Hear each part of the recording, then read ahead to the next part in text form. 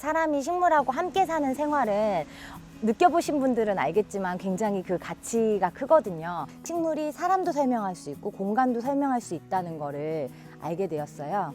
이렇게 식물과 사람이 함께 소통할 수 있는 일을 저는 식물 큐레이션이라고 부르고 저를 식물 큐레이터라고 설명하고 있습니다. 저는 야생 같은 사람이라고 생각하거든요.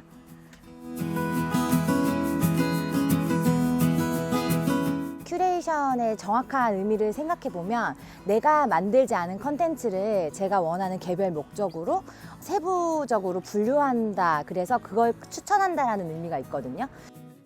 그 중에서도 저는 식물을 다른 사람들한테 추천하는 일을 하게 된 거라고 생각해서 식물 큐레이션이라는 프로그램을 정하게 됐고요.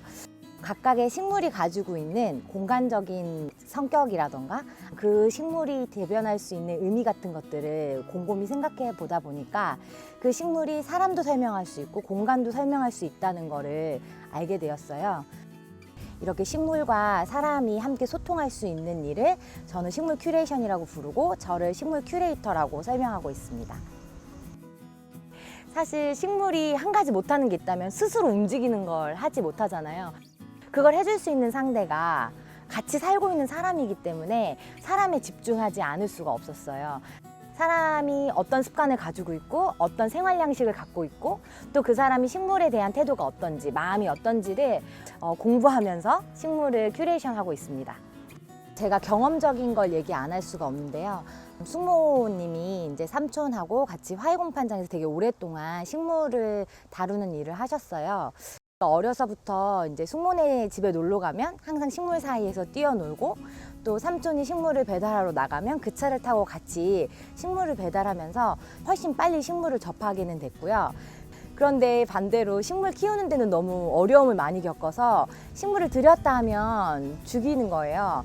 식물이 이렇게 좋은데 어떻게 하면 잘 키울 수 있을까 하면서 좀 신경을 써서 키우다 보니까 여러 가지 방법들이 숨어 있다는 걸 알게 됐고 식물을 사람들하고 같이 소통하면서 내가 잘 키웠던 그 방법들을 가르쳐주고 맞는 환경에 식물을 보내는 일을 내가 진짜 잘할 수 있겠다 이런 생각이 들어서 이 일을 시작하게 됐어요. 저는 공간 그리고 사람, 식물 이 세 꼭지점을 중심으로 해서 큐레이션을 하는 편인데요. 처음에 식물을 드리고 싶어 하시는 분들을 만났을 때 상담 기간이 너무 길어지더라고요. 그래서 그걸 어떻게 하면 효과적으로 큐레이션을 해드릴 수 있을까 생각을 하다가 설문지를 보내드리는 일을 하게 됐어요. 뭐 질문은 각각 한 10가지씩 30가지 정도가 되는데요.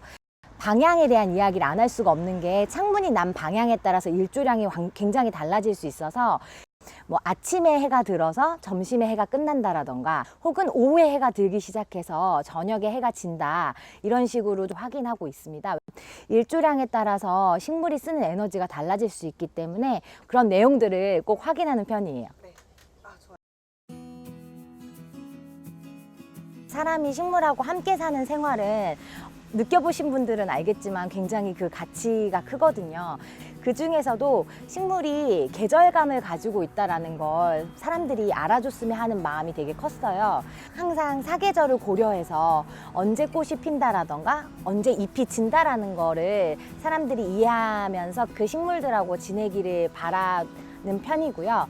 저희가 오늘 만난 이 장소가 굉장히 맛있는 타르트로 사람들에게 마음의 평화를 준다 이런 의미를 가지고 있는 피스피스라는 곳인데 식물 큐레이션의 가장 큰 부분은 사람하고 충분히 소통하고 그리고 그 식물들이 잘 자리 잡도록 하는 관리 부분이라고 항상 생각하고 있는데 그 부분을 이해를 많이 해주시고 그러다 보니까 올해보다는 내년이 더 기대되고 또 내년보다는 또 그 후년이 기대되는 그런 현장이라서 이곳이 가장 인상 깊은 작업 현장이 아닐까 해서 이쪽을 꼽고 싶습니다. 글쎄요, 저는 좀 야생화 같은 사람이라고 생각하거든요.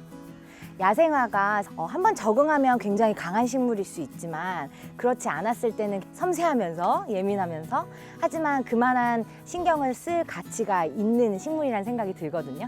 제가 외부에서 일하는 걸 굉장히 즐기는 편이지만 어떨 때는 조용히 혼자서 제 시간이 필요한 사람이기도 하고 또 어느 곳에 적응하는 데 시간이 걸리는 편이지만 막상 적응하면 굉장히 씩씩하게 일을 해나가는 편이기 때문에 야생화가 저를 좀 표현하고 있다라는 생각이 들 때가 굉장히 많았거든요. 마다가스카르 자스민이라는 식물이에요. 실제로 진짜 자스민은 아니고 하얀색 꽃이 피고 향이 강하게 나기 때문에 자스민 꽃하고 닮았다고 해서 이제 마다가스카르 자스민이라고 불려지는 이 식물인데요. 덩굴성 식물이라서 실제로는 어딜 감고 크지만 목대가 굉장히 나무처럼 강하기 때문에 꼭 감지 않아도 잘 살아남는 식물이에요.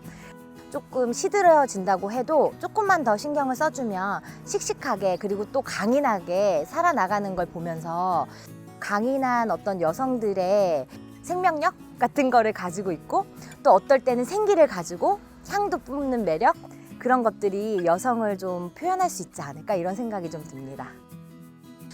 우리가 살면서 할까 말까 고민하는 순간들이 그리고 용기 내지 못하는 순간들이 굉장히 많은데요. 할 수 없을 거라는 생각이 들더라도 좀 용기 내서 하고 나서 후회하는 그런 순간들이 더 많아지는 삶을 살았으면 좋겠습니다.